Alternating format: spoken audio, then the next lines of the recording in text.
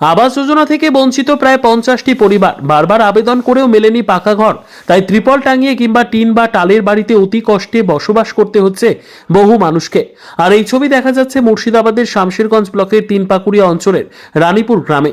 এই এলাকার বহু দরিদ্র পরিবারের অভিযোগ, অনেকের পাকা বাড়ি থাকা সত্ত্বেও তাদের আবাসের লিস্টে নাম আছে কিংবা এর আগে আবাস যোজনার টাকা পেয়েছেন, কিন্তু তারা বারংবার প্রশাসনিক দপ্তর বা জনপ্রতিনিধিদের কাছে আবেদন করেও আবাস যোজনার পাকা ঘর পাননি।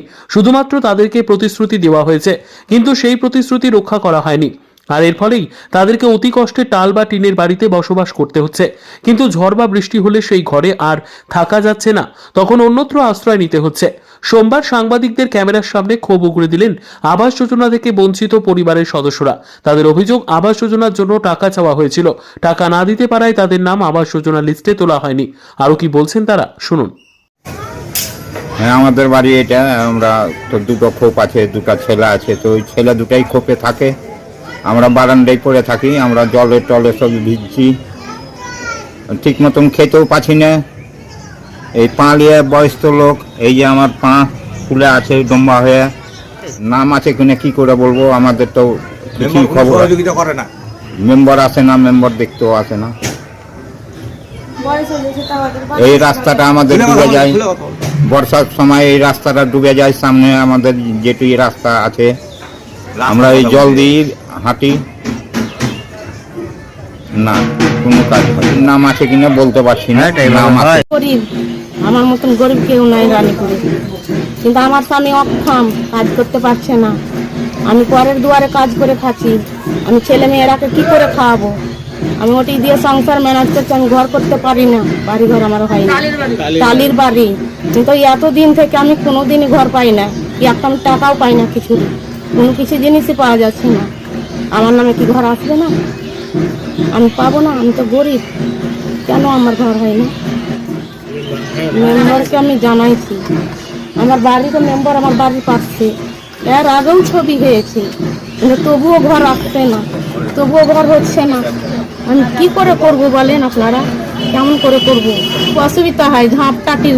আমি চট টেঙে খেয়েছি বাড়ি ঘরে, আমার চট টাঙা আছে, আপনারা সবাই দেখতে পাবেন। দেখেন আপনার বাপ্তি দিয়ে করা আছে, আমার টাটি দেওয়া আছে, চট টাঙা আছে। কত কষ্ট হচ্ছে টালির বাড়িতে থাকতে, কেমন করে করব, কিভাবে করব? আপনারা দয়া করে দিবেন। মর্চনা সরকার, জায়গাটা রানীপুর তিনপাকুড়িয়া। ঝড় বৃষ্টি সব এতেই আমাকে এরকম ভাবে কাটাতে হয়েছে, কিছু তো করার নেই। না পারলে বসে থাকতে হয়, যখন জল আসে তখন তো বসে থাকি, শুতে পাই না। ছেলে নিয়ে মেয়ে নিয়ে বসে থাকি। আমি হয় কি তিলপাট টাকাতে কিছু থাকে না, এখানে বসে থাকবো, সবটি দিয়ে আমরা বসে থাকি। 4 জন ফ্যামিলি তোলা, 4 জনই আমরা বসে থাকি। জল আসলে ঘুমাতে পারি। এখন চাই যে আমাদের জানে মাথার উপরে একটু ঘরটা পাই, এটুকুনটাই। আর তো আমাদের কিছু বলার নেই। এরকম দেখে যদি মনে লাগে, আলহেদে দাস, রানীপুর বাড়ি। মেঘ ঝড় হয় যখন ধরেন, তখন বসতে পারি না, শুতে পারি না, তখন তিরপাল প্লাস্টিক চাপে দিয়ে শুই। তো আমরা কি ধরেন ঘর বাড়ি পাবো না, মানে আমরা জমা দেখি তো আমাদের নামে, আর যারা না পেয়েছে তার যোগ্য আছে, আমরা কি পাবো? কি বলছে মনে লাগে না, পাবো পাবো আশা দিচ্ছে ধরেন, তো কই আমরাকে তার আশা দিচ্ছে যে ধরেন পাই না, আমরাকে ধরেন পাবো না। রাসু দাস, বাড়ি রানীপুর। না শুনিনি এখনো। মেম্বারের সাথে আমার সাথে ভালো সম্পর্ক, আমি ইসে আছি।